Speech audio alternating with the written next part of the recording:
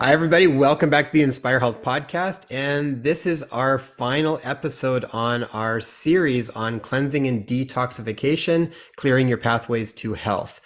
And it just so happened that we decided to finish this series off with our dear friend, Dr. Todd Ovokaitys. And really, I can't actually think of a better person to probably tie this entire concept together. So if you've been following us through these past, I'm not sure how many episodes, maybe 14 or 15 episodes, I think, for this entire Mhm. series, we cover all the different layers. So we talk about physical health, we talked about emotional, mental, spiritual detox. We kind of went into all of it with different guests. But, as we've come across Dr. Todd's work and learned more about him and got to know him a lot better, Dr. Todd really traverses all of these levels regularly. And we always want to bring him back and get his feedback on things and his perspective because he's not only does he have a lot of clinical experience, he's just also one of the most open-minded people that I know that really has a beautiful way of traversing the science and the metaphysics that involve health. So, Dr. Todd, thanks so much for joining us again. And we'll put up all of the other, we've interviewed Dr. Todd several times, and each one of his episodes I really do think is mind blowing. So, I'll put links to all of those that you guys can check out more of his information in detail in some of the different series. But, Dr. Todd, welcome to the show again. Whoa. As always, a great pleasure being on with both of you. And I like the topic. There's a lot of substance in it. Yeah, well, this has been a big one and lots of conversation around this over the last, I mean, particularly, I'd say over the last year, just lots of people wanting to know more about detoxification and what that means. And so when we put this series together, we really looked at all of the different layers of it, but we thought, why don't we pass it over to you in a bit and look at maybe pulling the different pieces together? So when we talk about detoxification from a what does it mean from a physical perspective and an emotional and a mental and a spiritual or a metaphysical? If we can break each one of those down and we'll just kind of go one after another and we'll see how much we can pack in about an hour or so. But why don't we start with you? When you think about detoxification, what does that mean to you when people ask you about that or when you think about that concept? hmm Well, since we are, at least in appearance, biological creatures, it begins with the physical. And we're in an environment where we get exposed to like all sorts of toxic stuff. Even our homes can be toxic with various mold infestations and mycotoxins and all the other stuff that's in the air and the toxins that are in our food and the heavy metals that come to us through various ways, not to mention vaccines, but that could be a whole show unto itself, as you realize. And we can also be autotoxic. If our gut microbiome isn't well balanced, we can actually be making toxins within our own GI tract that can interfere with our ability to experience peak performance and peak health. So it's a very broad category, and there are different systems, different types of toxins, and different ways to approach them. Uh, some of them are diet and lifestyle, like avoiding the bad stuff. And then others, there are specific biochemical pathways that can be drawn upon to individualize a program because although there are a wide range of toxins, one person's toxic load may be quite different from another. So, where would you like me to begin? Yeah, I know. It's such a big one.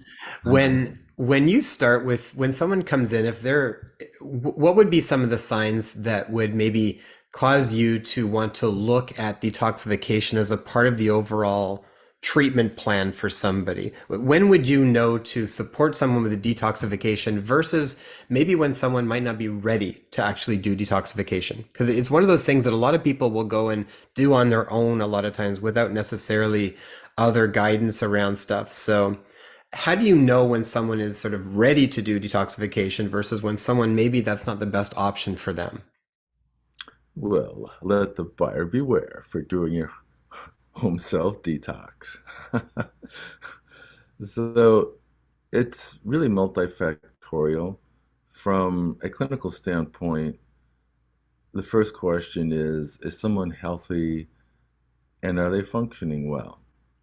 And someone with a big toxic burden, the things that you would expect would be a depletion of physical energy. They don't quite have the endurance or stamina that they used to. It can often affect the cognitive functions. So if someone's not quite as sharp, as clear, word finding is harder, or remembering names quite as well, don't problem solve quite as well. All of those would really be suggestive. There can be particular system toxic loads.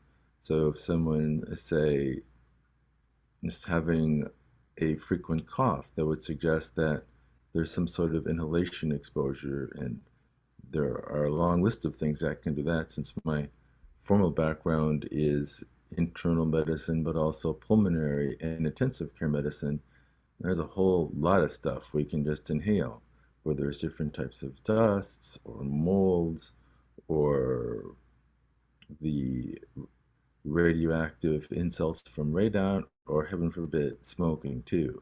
Hmm.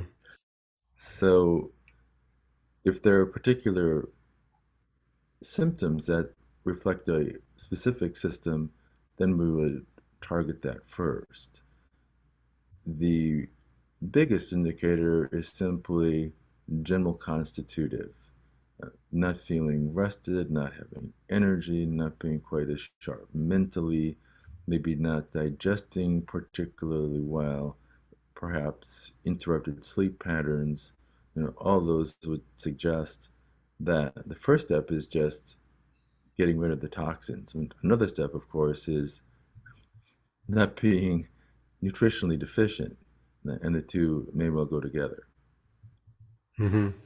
When you start someone off working with detoxification, what specific dietary changes do you usually recommend? There's lots of different ideas around. There's anything specific that you find works best in the patients that you've worked with, or is it really individual for every single person? Or are there certain key ones?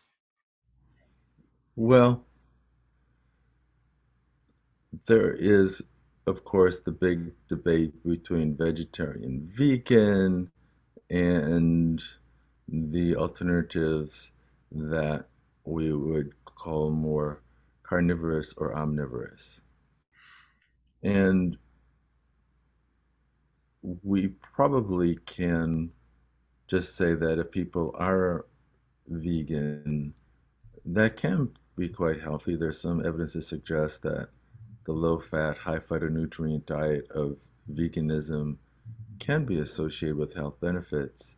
Yet even there, you have to be careful. I mean, particularly as you know, vitamin B12 is generally not present in a vegan diet. You can take brewer's yeast and something like that, which is sort of vegan like, that can take care of it. That and some other micronutrients, as well as just getting enough protein. Hmm. Gram for gram, the assimilation of plant proteins is only about half that of animal proteins. So that's the first part. And the second part, even though this is detox, you're talking about a healthy diet. People that are vegetarian have to be very careful that they're not just looking at the total protein they ingest, which will only be half as efficient as other protein sources, but they have to be sure that they're not missing amino acids. So, for example, corn is lysine deficient, and if someone really focuses on a lot of corn, they may actually have amino acid deficiencies that generally impair protein metabolism. So the 50% efficiency that they have, maybe even less. And that's where we get into the idea of complementary proteins. Like if someone is eating a lot of corn, which is lysine deficient, they should eat a lot of beans, which is lysine rich, for example. Hmm. So that kind of goes beyond the scope just of detox. But if someone's going to choose that kind of diet, they have to be careful of certain things so that it's actually going to make them as healthy and robust as all the effort of that diet would, how you say, give them the benefit of that much discipline.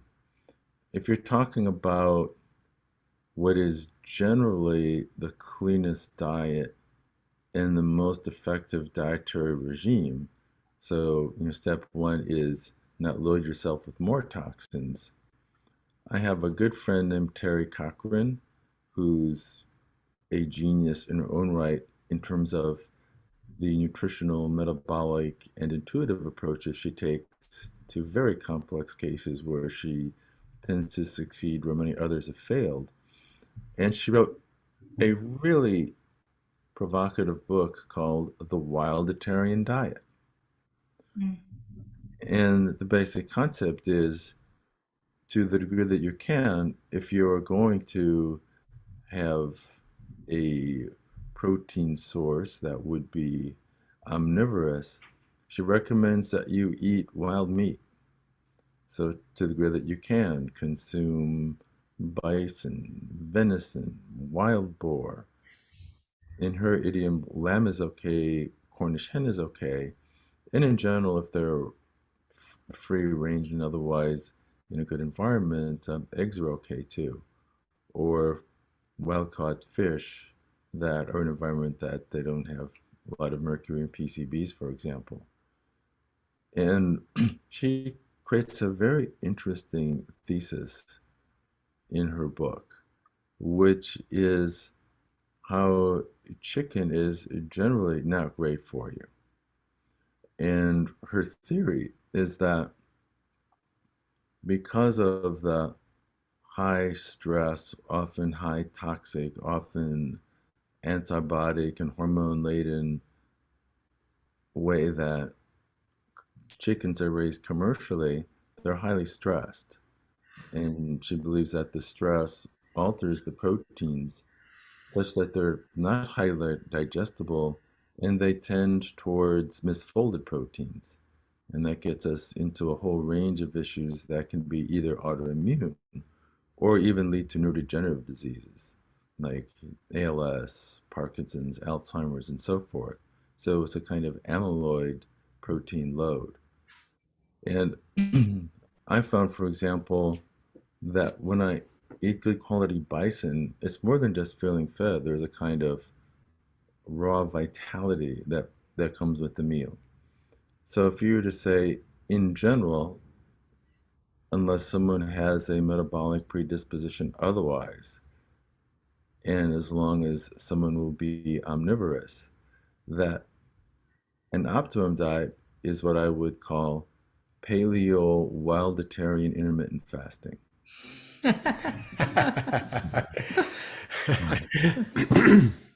Yeah, I like a lot of that.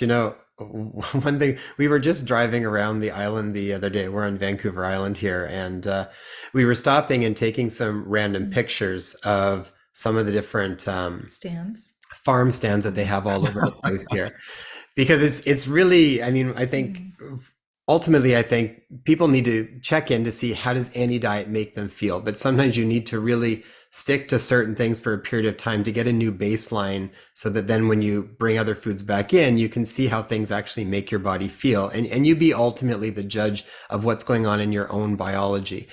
But when you're talking about something like chickens, I remember, gosh, probably 20 years ago, the statement that was saying that you ultimately want to eat your plants that have been stressed, meaning that they haven't been sprayed. They've had to develop their own sort of phytonutrients and some of these different chemicals that are really beneficial for us that they build organically to fend off different bugs.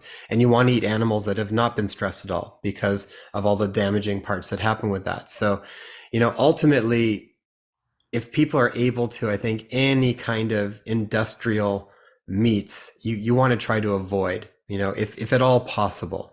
I just think there's really no benefit. It's really not a system you ultimately, I mean, I know for us, we just don't even want to support it. So even if you're able to, wherever you can, start to find stuff that's more local where the animals are treated properly. So when we were driving around at these stands, we're stopping because I mean it's also like there's little farm stands where they're selling, like mushroom packs, growing packs, or they're selling farm fresh eggs everywhere, and you can see the chickens running all over the place out there. I mean, it's a very different environment, and to be able to be a part of something like that, if you can find it, or even when we go down to our garden and pick our own mint leaves or something along those lines. It's different than purchasing it at the store. So I think even the energetic quality of that when you know the even I think to me even the love and care that goes into some of those foods, it really does make a difference. Mm. Absolutely. Although I'm not encouraging this, but I think it's funny the billboards on the highway that have the cows painting "Eat more chicken." Oh. Yeah, diet's a big one. We've gone all over with diet, and ultimately, I mean, I know clinically, I would have people that were strong vegans. I'd have people that were strong paleos, and I'd see couples, and I'd measure lots of stuff on them, and some of them did really well on it, and some of them did horribly on it. And it sort of was all over the board. I found like so much individuality on how well they even converted, um, how well they absorbed certain nutrition, certain amino acids, what their digestion was like, how well they could convert some of the like ALA fats into more of the higher up omega-3 fats like EPA and stuff. I mean, it was really individual, and some people did well and some people really didn't. I think ultimately you need to check in with how your body's feeling, and then sometimes get some of your markers checked out just to see what's actually working, and to keep you honest around how you're doing when you're taking on any new diet. Right, and of course, we can learn a lot from basic lab testing, which itself can suggest whether someone is toxic or nutrient deficient or both. Yeah. And I won't go into the medical details of that, but there are ways. Mhm. Oh yeah, absolutely. And you get a good then baseline that you can then, when you're doing any protocol, then you can come back to see if that's working for you or not, along with your subjective symptoms. One thing, Dr. Todd, that's come up lots is around toxic metals. And what do you find as far as working with toxic metals, as far as best kind of practices that you found that really do help to pull the metals out? What have you found to be most effective in even measuring metals? One problem that I find comes up a lot is how do you really discern what's getting out? There's a problem sometimes with what we can get that's extracellular versus what's intracellular, and how do we know what we're even accessing, or can we even test for it accurately anymore? Can we ask what even that means? What are we talking about when we're talking about toxic metals? Okay, well, toxic metals, why they're toxic and what they do. So, the main well studied toxic metals would typically be mercury and lead, and there's lots of others: cadmium, tungsten, arsenic, even uranium. And why they're harmful is that they bind to sulfur. So any molecular system that has a high content of sulfur, especially the chemical species a sulfhydryl group, which is a sulfur with a hydrogen attached, which is a reducing agent, which is a main antioxidant system, the working engine of glutathione, which you've probably talked about many times, is basically the sulfhydryl group of a cysteine. Glutathione is a tripeptide with 3 amino acids, but the working core is the sulfhydryl group of cysteine, and cysteine itself has significant antioxidant properties. So the heavy metals, instead of the sulfhydryl group doing its work, will bind to it. And the effects are especially notable in the kidney, which is filtering a lot of stuff and trying to detoxify a lot of stuff, and the brain as well, um, where the accumulation of heavy metals there can progressively impair cognitive function. One of the compelling presentations I recall was one of the doctors that was especially mercury that actually showed that when people with fillings were chewing, they're releasing mercury vapor around their teeth, which can then be absorbed.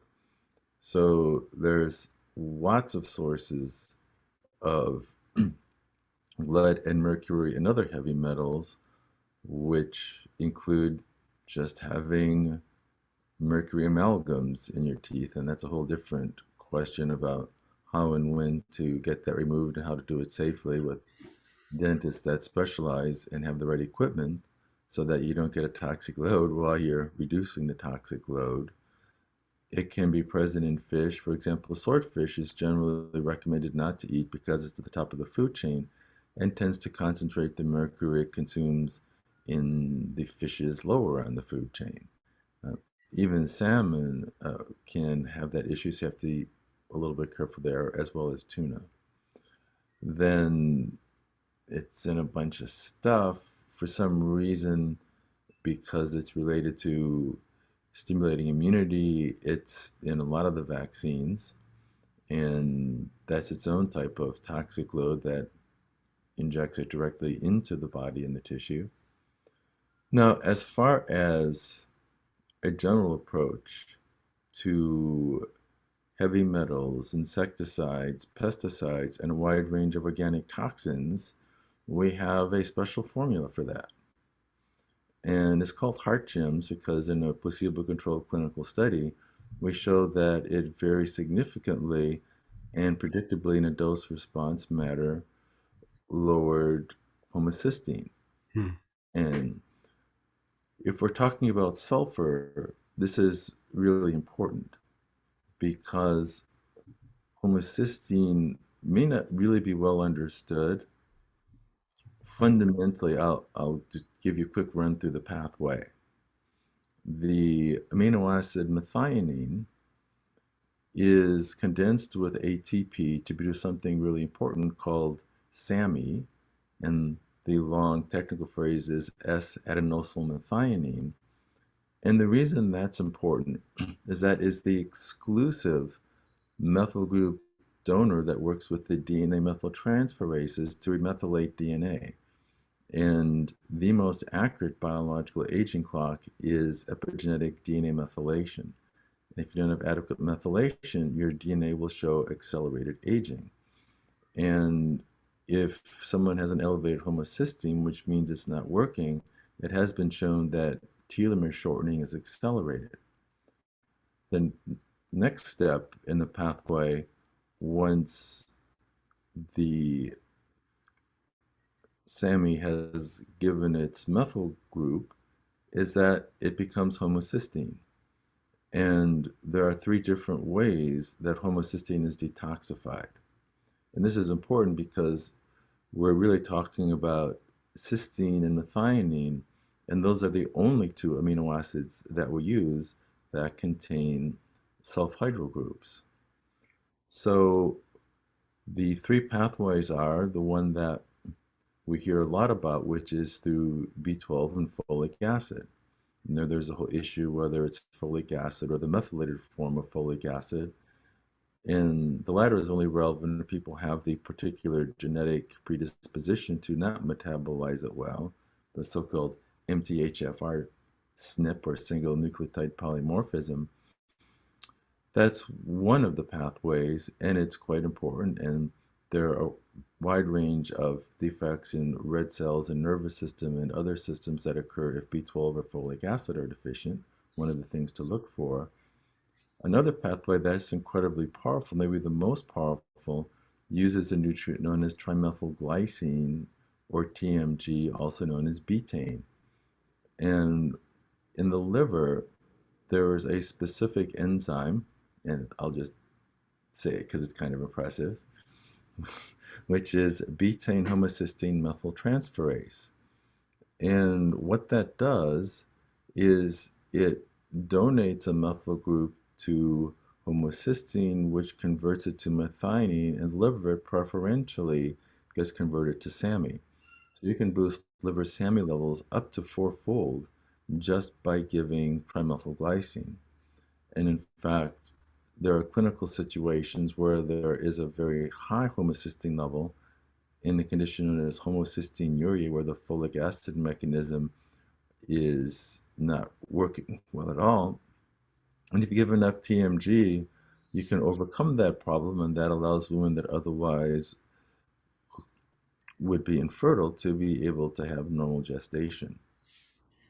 The third pathway is the remethylation to methionine, It is the so-called transsulfuration pathway, where homocysteine, through the action of vitamin B6 and zinc, gets converted into cysteine, which then becomes a precursor to make glutathione. So the ability to generate a lot of cysteine and glutathione and methionine, which are the engines that have the sulfhydryl groups, is a very good way to pull mercury off of the chemistry in the body where it's doing bad stuff, to bind it up in a way that the mercury doesn't get out, and to eliminate it. With this particular formula, we were working with an alternative dentist who did a lot of work removing mercury safely from people's teeth and replacing them with things that didn't have mercury. And he was looking for a formula that did more than just remove mercury, wanted to remove all the heavy metals. And there's a long list of them. I listed 5, but there's a bunch more. And what he found was that within 1 to 4 weeks of using the formula, the elimination of mercury from the body was increased by at least threefold and as much as 50-fold. Wow. And looking at the elimination of mercury through the GI tract. So we had an up to 5,000% increase in removing mercury from the body. Lead was significantly increased in elimination, arsenic, cadmium, tungsten, uranium, and a host of others. And there are other ways to remove mercury. You've probably heard of EDTA, which can be taken orally or given as a suppository. And that can work. The challenge is that it may not bind mercury as tightly as you want it. And as you pull mercury out, some of it may slip off, and you may get a degree of mercury toxicity while you're trying to pull it out. So we found that for general purposes, to reduce a toxic load of essentially all the heavy metals, that the Heart Gym's formula, with the basic dose being 3 per day, is very effective for that. In addition, the methylation pathway also detoxifies insecticides, insecticides, and a wide range of other organic toxins. In addition, the methylation pathway is one of the ways that we detoxify histamine. So if someone is having an allergic or immunologic burden and making a lot of histamine, which creates, for example, the runny nose and itchy eyes and scratchy throat in allergy season, that is one of the ways that you can actually neutralize it. We've actually found it quite useful in persons with so-called allergic asthma, that it helps them to reduce their histamine load so that the symptoms are reduced. So that would be the first step in general in detoxification, because it covers such a wide range of issues, and in tens of thousands of usages, probably hundreds of thousands by now, actually. We have not had a single case where someone has complained that they had a mercury elimination toxic effect. So we just don't tend to see the phenomenon where people are pulling out heavy metals, but some of them escape and people feel sick because they've liberated too much magnesium from their tissue, which is making other things toxic. So in a way, that would be step 1. Yeah, I really like that approach, Dr. Todd. I also like, I mean, I know you can use different heavier binders and stuff like our DMSA or something along those lines too for mercury, but I think whenever you can get some of the natural pathways just working better that tend to do that on their own, that's always so supportive. We'll often run when I'm working with patients, I'll run a lot of tests around like a doctor's data plasma methylation panel, and we'll look at the whole breakdown of everything. One thing that I do find a lot of times is that even when people have adequate methionine, or if you can get that TMG pathway back up into methionine, I find a lot of people don't convert methionine over to SAMe very effectively. And a lot of them, and that usually is dependent on magnesium. So I think there's a piece of that where a lot of times people are deficient in magnesium, or there's maybe a SNP in that enzyme or something along those lines. But I usually find by also upregulating the magnesium, when I see that pattern, that usually also helps to assist the conversion over a little bit. So have you found that at all? Well, I didn't mention every detail, but you're right. Magnesium is the cofactor in the condensation pathway of methionine and ATP to create SAMe. So magnesium is important. And if magnesium levels aren't adequate, then that will inhibit it. Mhm. So magnesium discussion is a whole another topic. All of Yeah. these would be hour plus long conversations on their own. So, do you Right. find the benefit then outside of supporting that pathway with SAMe production, giving sulfur donors? Like if you were to give the person MSM or organic sulfur, do you find that that also supports that fairly effectively, or the combination is that are they both needed? Very good question. I was just going to mention that actually, that in addition to what the methylation formula we call heart gems is doing, pretty much any of the nutrients that are giving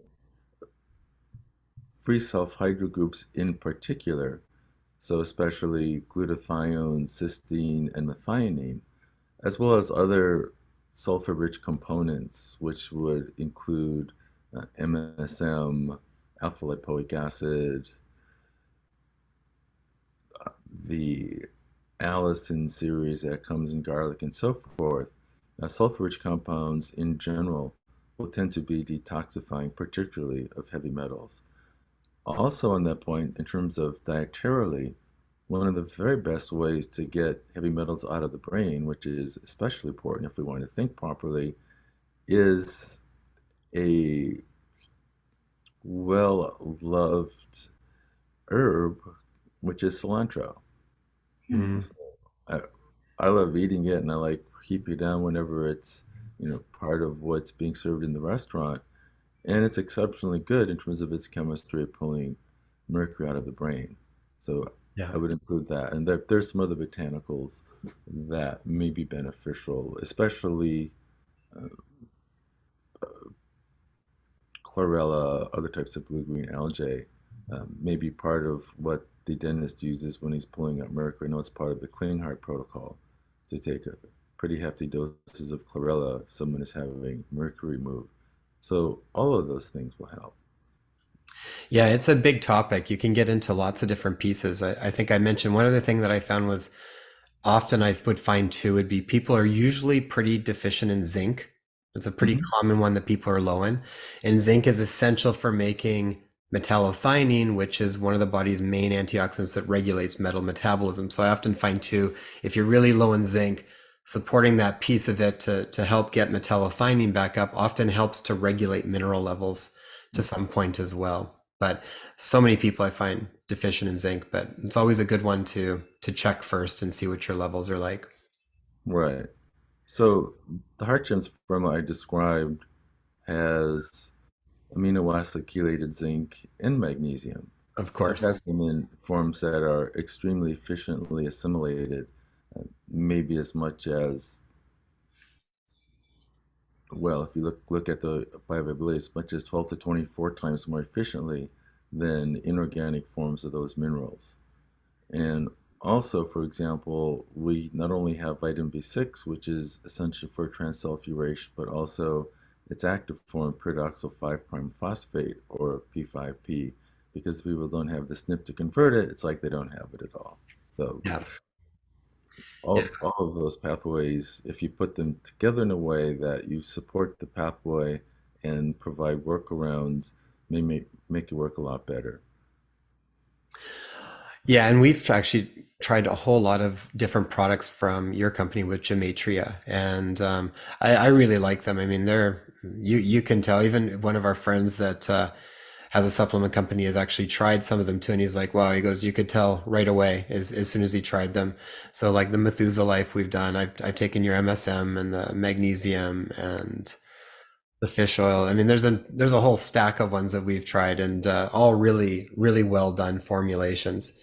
Which I wouldn't expect anything less, Dr. Todd, with your brain on the job with that.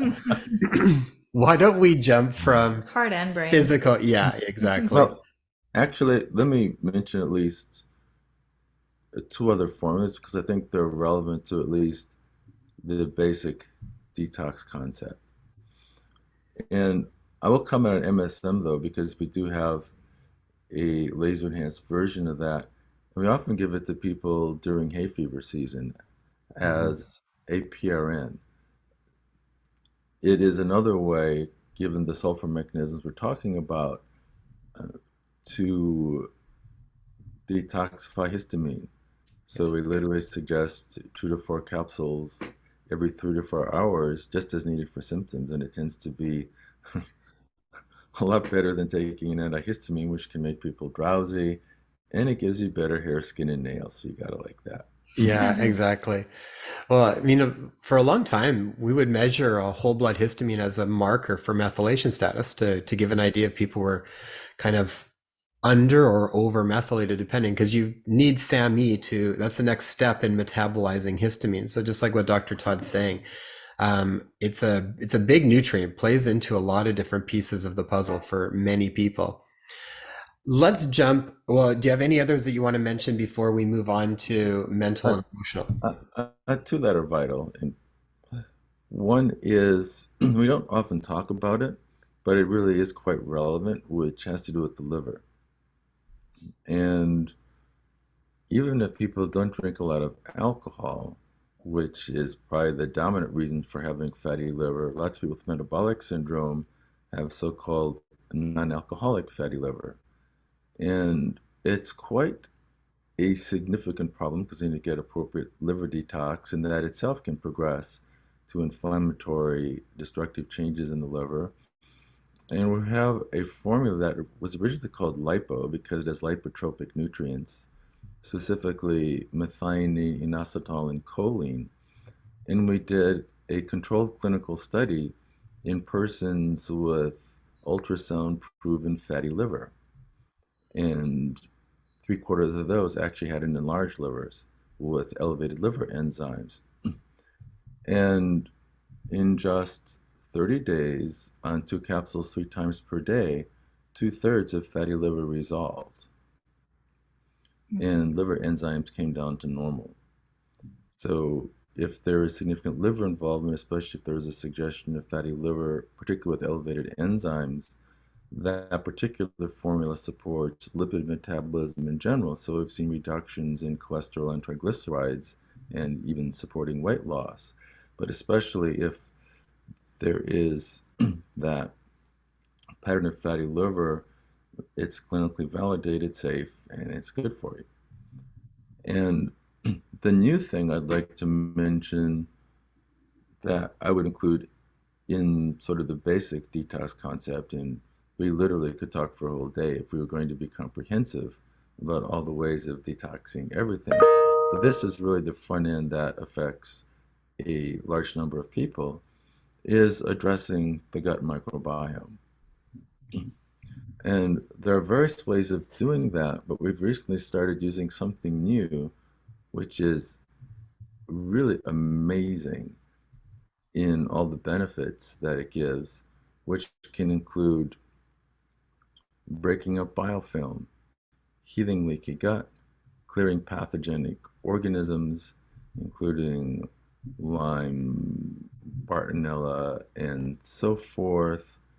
Let's be careful about how far I go with what's been shown for, but it actually is both a supplement and even used as a medical treatment. It has the amazing property of giving extra electrons in the final step of the electron transport chain in mitochondria. So it actually increases the membrane potential of mitochondria and makes it more ATP. So it literally gives you higher voltage batteries in your whole Wow. body, which is particularly noticeable in the brain. So the first time I took this stuff, I actually felt increased brain energy before I finished drinking it, and I actually gulped it down. What is it?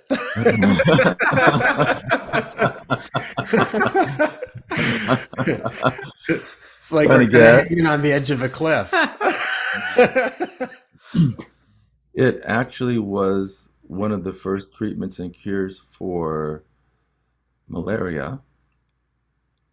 It is used as a remedy for cognitive dysfunction. and may even be a treatment for progeria, which is accelerated aging. It's a powerful antioxidant, and I'll give you a clue. It turns your pee blue. One. It's called methylene blue, Methylene blue. which has been around for quite a long time. I've known about it for a long time. And what's interesting, if you look at its absorption spectrum of light, it peaks in the red at 660 to 680 nanometers. And if you mix tumor cells in methylene blue or various pathogenic microbes with methylene blue and then add red light, it eliminates them immediately. Wow. Further, if you take it in the various ways you can take it and then shine red light on your face like the Juva lights, it also builds more collagen and makes your face younger. So that's if you take that orally and then you use a red light on the skin, it'll do that? Yeah, it regenerates fibroblasts, skin stem cells, and makes more collagen. Wow. It does a lot of good stuff. Yeah. What was it originally used for? Malaria? Was it originally malaria? It was originally an anti-malaria. It's also used to make blue jeans blue, interestingly enough. And there's various grades from the type you use for blue jeans to the type you use in a lab to the type that would be USP grade. And you only want USP grade because other forms can have metals in, which is what we're trying to avoid. And the USP grade, when prepared IV, is actually the treatment for a condition known as methemoglobinemia, where the hemoglobin is basically paralyzed with the toxin, and a person may literally not survive due to inadequate oxygen delivery, and the methylene blue IV is the actual medical treatment for it. It's a specific antidote. So it's a very interesting substance, wide range of uses. It was also used as a way to stain cells in certain ways that I recall seeing the slides of in medical school. And the form that we have just started making available in the past 2 months or so is liposomal, and that only uses phosphatidylcholine, not PEG like lots of liposomals do. So it's a safe liposomal that can increase cellular transport by 50 to 100%, so a lot gets in faster, which may be why most people feel it in their brain within 1 minute. Wow. And it's not a jittery energy like caffeine, it's just like this clear, calm, focused energy, like you're in the Zen state, which I like. The Zen state. We're gonna get some of that. I also like, I mean, I've seen so many people, you know, the last couple of years particularly, I really feel like have some significant mitochondrial dysfunction that's gone on. And Sure. yeah, I mean, you must be finding some, and a lot of that is this cloudy headed thinking and fogginess and memory issues and stuff like that. Are you finding that that's helping with a lot of that? Oh yeah. Yeah. Mm. Yeah, The that's other great. the other thing we haven't addressed, which methylene blue is also good for, is neutralizing mycotoxins. Mm. So Yeah. breaks up biofilm, heals leaky gut, and neutralizes mycotoxins while making your brain and all your mitochondria work better. It's really not bad. Yeah, no, that's fascinating. And I can't say I've ever heard of that as a product before. So, It's new. yeah, that's amazing. Well, we'll check that out. We'll put links to that too so people can check that stuff out. So, by the way, the nootropic dose, which means, of course, cognitive function building, is 30 to 50 milligrams a day. I take 60 twice a day, but that's me. That's for Dr. Todd. Yeah, that's the Dr. Todd dose. Also, in terms of safety, people can't overdo it. The safe range is half a milligram per kilo per day to 5 milligrams per kilo per day. And at 30, 50 milligrams, that's going to be at the low end of that range. Mhm. So that level is pretty safe. The warning is that it really turns things blue. And you have to be careful If you get it on your counters and stuff, it doesn't come off with the usual detergents, but you can bleach it by using a combination of vinegar and vitamin C, altering the oxidation state and making it clear. Interesting. I like that. All right, awesome. I think that covers lots of the key stuff around the physical. Do you want to jump into a little bit when we kind of extrapolate it out to mental, emotional, spiritual aspects of detox and what you found to be really important to address? I'd Wherever be you want to go. I'd be happy to. Well, let's jump in. When do you start with mental, emotional, and then we'll leave spiritual for the final. Okay. Well, we've spoken before Mm-hmm. about an area called biological decoding.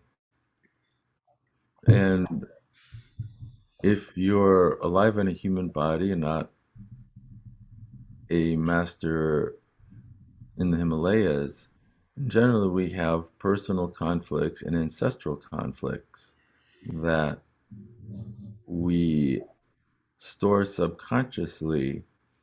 And if we have an unresolved subconscious conflict, our body does its best to create the metaphoric solution to allow us to survive into the next moment using our cells as what it has to work with.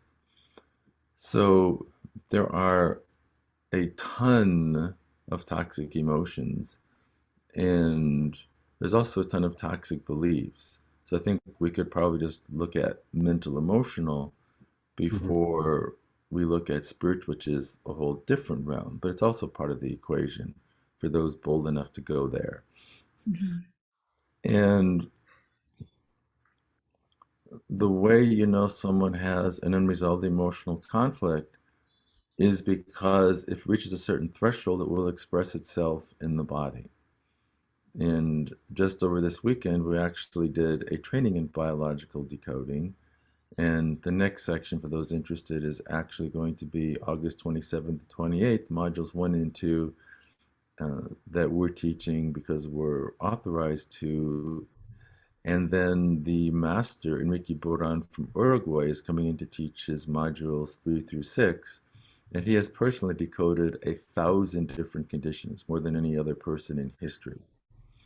And what's amazing is that the entire psycho-emotional anatomy has been laid out. So if you have a problem with your shoulder, I know exactly what it is. I know exactly what questions to ask, which is different from the elbow, the knee, the hip, or any internal organ. So this body of work is really great because there are tons of neuroemotional techniques, and we could list them off: EFT, TFT, NET, Psyche, and so on. And they're all great, and they all have incredible results when applied with a gifted artisan of that craft. Yet, what I love as a practitioner with biological decoding is that it's so laser precise, so focused. And even though a typical session would be an hour with the practitioner, at least the first session, I like to reduce mine to as few questions as possible, ideally not more than 2 to 3. So I like to do laser decoding. Mm-hmm. So, for example, and we could literally spend a whole day looking at, well, what does a shoulder issue mean? What does uh, a hip issue mean?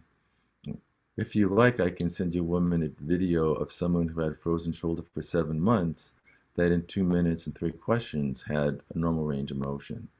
She went from about 45 degrees to about 160 degrees in 3 minutes. Wow. Wow. A few minutes, well, 5 minutes, a few minutes for the questions and 2 minutes to see the biological effect.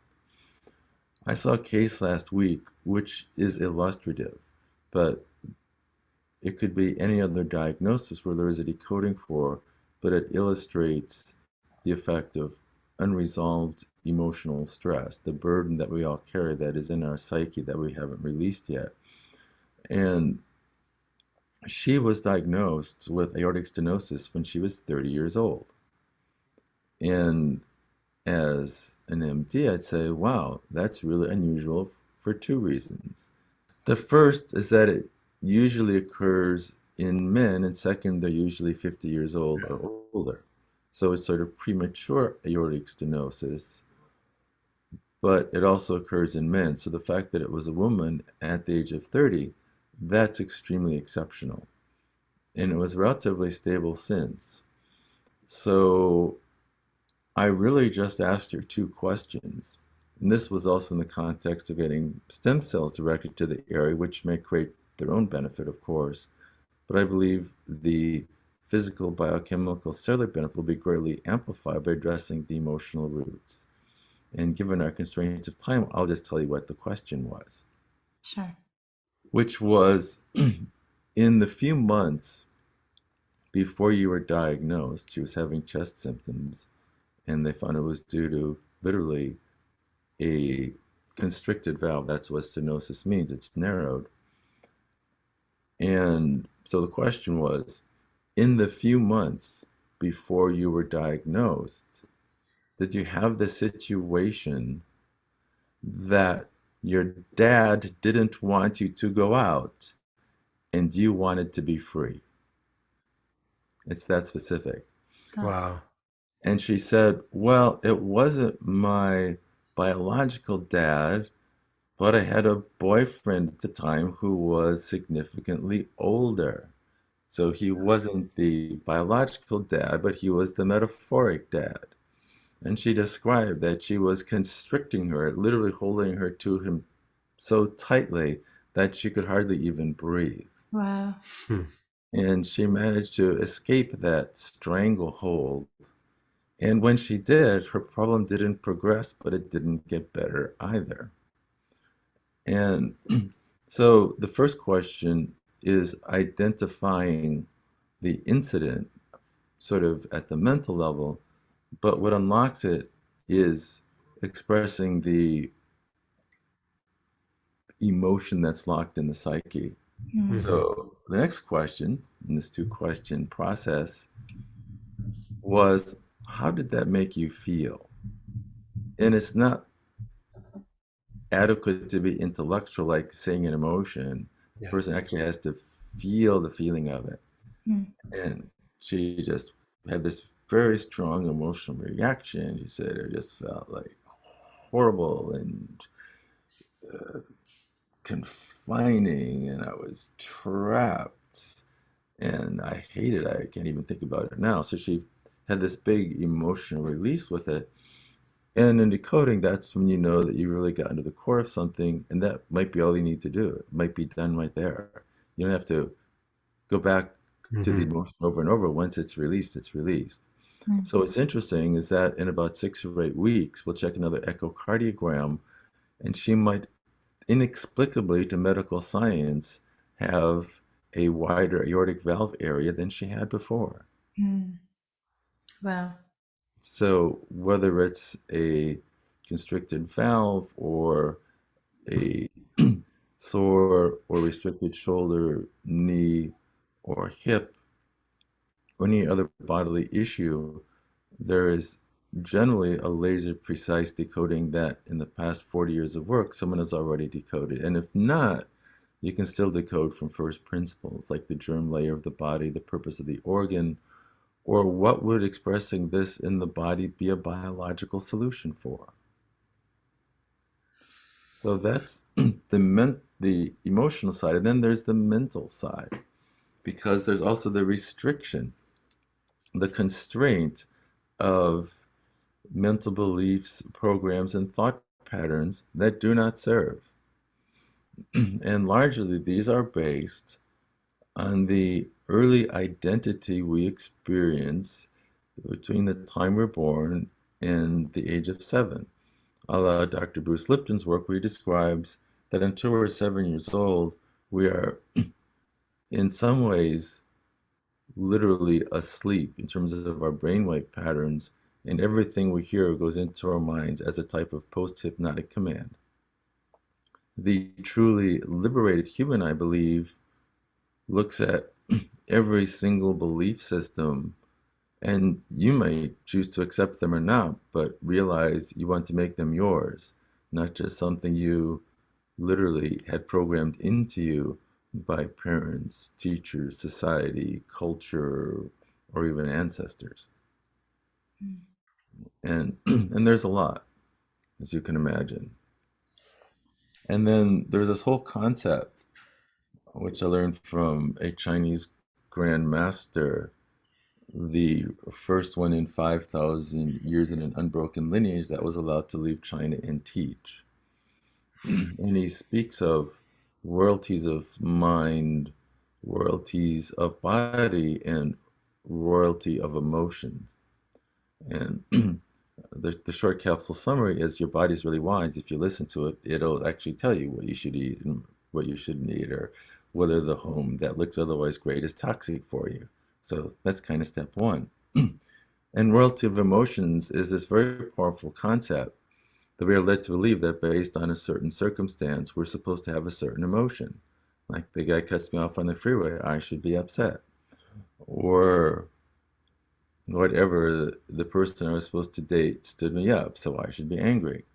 And a true master can choose whatever emotion they want to have in the next moment. Mm.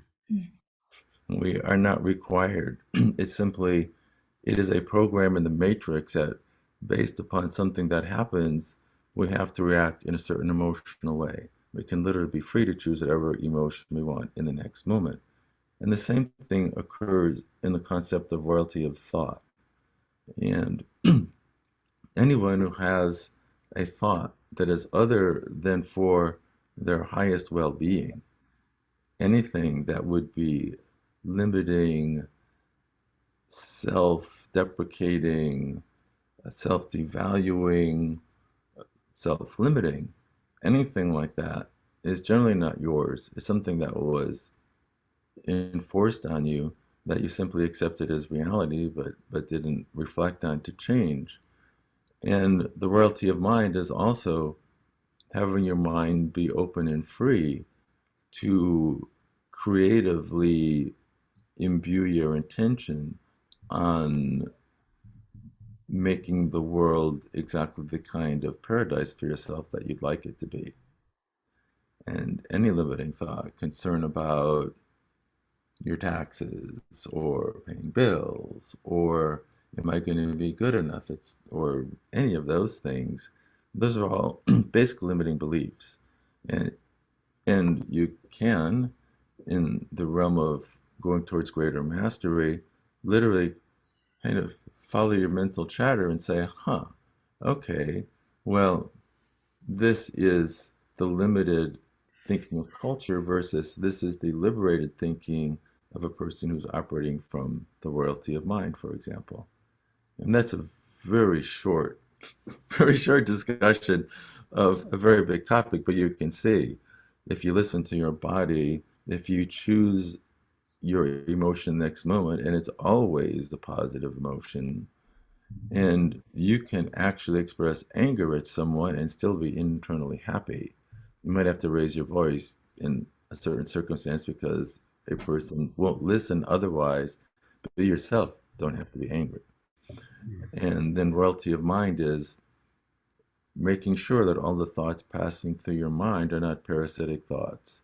They're only thoughts that are about how am I going to creatively in the next moment be more expansive and more self-realized. Mm-hmm. I love that. Dr. Todd, we're a series that we're going to be doing very soon here that we're moving to next is going to be called The Illusion of Free Choice, Mastering Your Own Life. So we have to, again, bring you back towards the end and really flesh that concept out because I think that's incredibly powerful. It really gives people dominion back over those faculties because otherwise there's so many things that I think just are run on autopilot and what's sort of acceptable or what we've accepted just because it's become normal. But what you're talking about is an entirely different way of living our lives. So I think that's incredibly powerful. Right. And from the spirit side, because we don't have a lot of time, it's the envelope that surrounds all the rest of it. And this again could be a full day discussion. So I'll encapsulate it in a few minutes. If we hold the belief, and I expect that this would be your cosmology, that in the end, ultimately, we are divine beings, one in substance with source energy, which is infinite love, infinite light, infinite wisdom, infinite power, infinite bliss. And that we have this temporary experience crystallized in human suits that is part of a greater process of God's own adventure of enhancing Source's own self-awareness that ultimately derive from Source and go back to Source. And we won't get into the discussion in any depth, but there are those who believe that there's a lot more than just the representation of us that is talking on this Zoom call, that there may be parallel parts of us in other realities, even as we speak, and that we may have lived, if we're looking at time in a linear way, in other times and places, and that we are the collective of all of that wisdom, that there are ways to draw upon that as well. That in the bigger picture, it is a divine game of deriving from the unity field of consciousness and returning to that field. In a sense, a simple way of looking at it would be if you were infinitely blissful, but really couldn't appreciate it because you didn't have a yardstick for knowing what that was. And then you experienced being trapped in a form that was experiencing pain, hardship, sorrow, illness, and all the things we would call the hardships of human experience. And even just being limited in any way, even if one wasn't experiencing pain or hardship, that when you return to the unity experience, then you have a yardstick of realizing just how great it is to be infinitely blissful, loving, and wise. Hmm. Well said. So, yeah, I was just saying that the contrast of something other than allows us to fully appreciate the connection and the wholeness and the return to that bliss. That's like the all the pleasure pain kind of discussion, you know, you can't really appreciate the pleasure without the pain, and you need the pain to kind of move you back up to pleasure again too. So you have to have those contrasts in order to appreciate both, I think. So yeah. Dr. Todd, I think that was a really amazing sort of summary of a lot of what we've talked about. Well, I shouldn't say a lot of what we talked about. I covered the different levels, but through Dr. Todd's lens. So that's which is always unique. So Dr. Todd, if for someone who's wanting to, who feels like they have lots of things to detoxify from, whether they're just kind of looking at their life and realizing like, this is not how I want to live my life, maybe just from that general perspective, where do you find that is the most effective and efficient to start to implement change from? Where would they most likely be recommended to start? So are we talking on a physical level, or are we talking about mental emotional level with regards to biological decoding, or are we talking about a spiritual level where they just start with lots of meditation and perhaps even, I think RJ had recommended meditation and fasting specifically for spiritual detox and purification. What's your advice? What would you say to that person? Well, everyone is unique, and for each person, the starting point may be different. What I would say is that if you do any of these things across the spectrum, physical, emotional, mental, spiritual, and the person feels better, once someone feels better, then you can add the other things to make them feel that they've up leveled to the next and the next and the next level. As a general rule, if someone is really toxic, it'll be hard to go very far if they don't detoxify.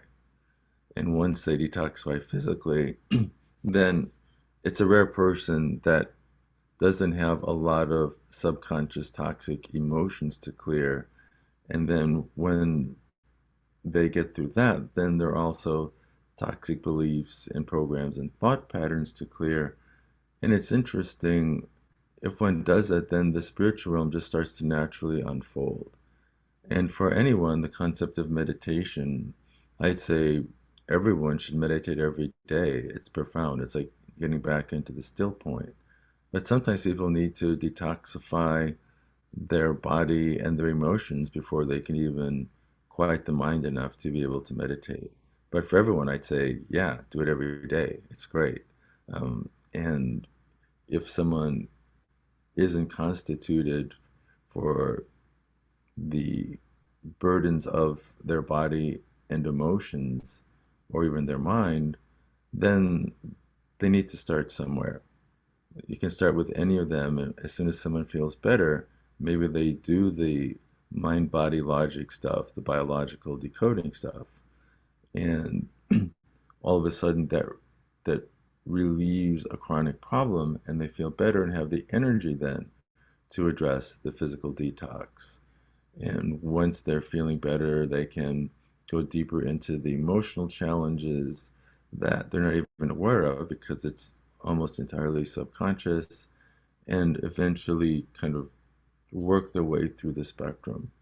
So I'd say ultimately, when you take care of body, emotions, and mind, then the spiritual kind of unfolds naturally. But anyone who can meditate, I think they get a benefit across the board through all those areas if they do. Wonderful. Thank you, Dr. Todd.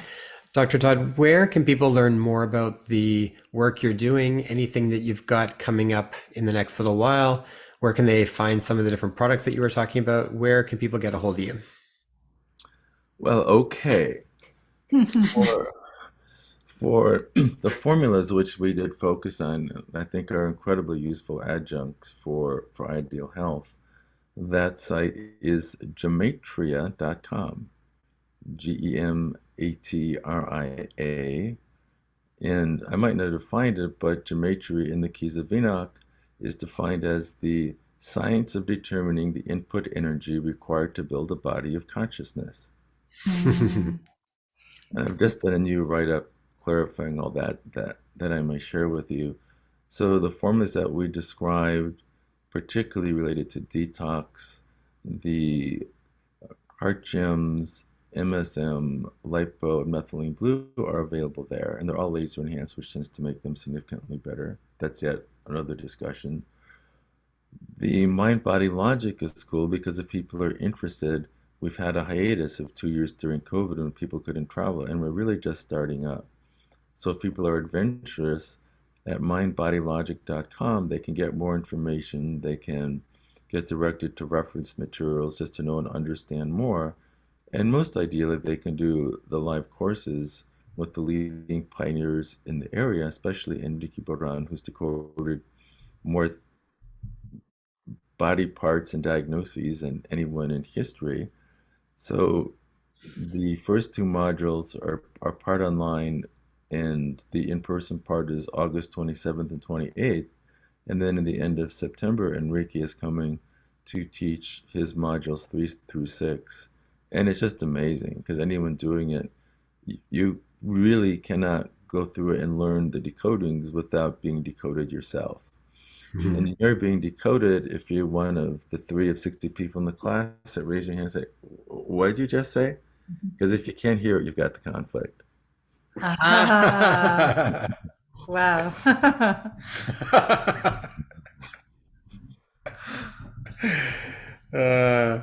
Isn't that crazy? So that's mindbodylogic.com.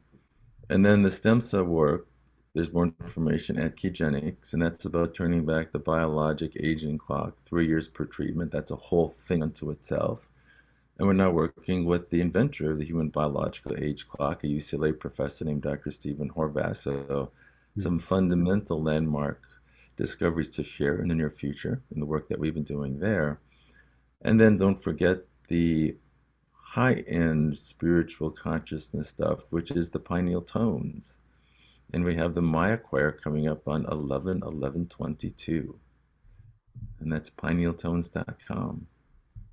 And that's going to be taking place in Cancun, Mexico. Cancun, the Mayan Riviera, ocean on 2 sides of the resort. That sounds wonderful. Mm-hmm. We'll put all of those links in the show notes so people can check that stuff out. I know you've got some, this is why it's so fun to talk with you, because you cover so many different Mm-hmm. pieces, and not just little bits. I mean, you're all in Mm-hmm. on so many different pieces. So always such a pleasure, Dr. Todd. Thanks so much for your time. Love working with you guys. It's always so much fun, and so appreciate this last segment that puts a lot of things together, and on to the next level and layer. Thank you so much, Wonderful. Dr. Thanks so much, Todd. Dr. Todd.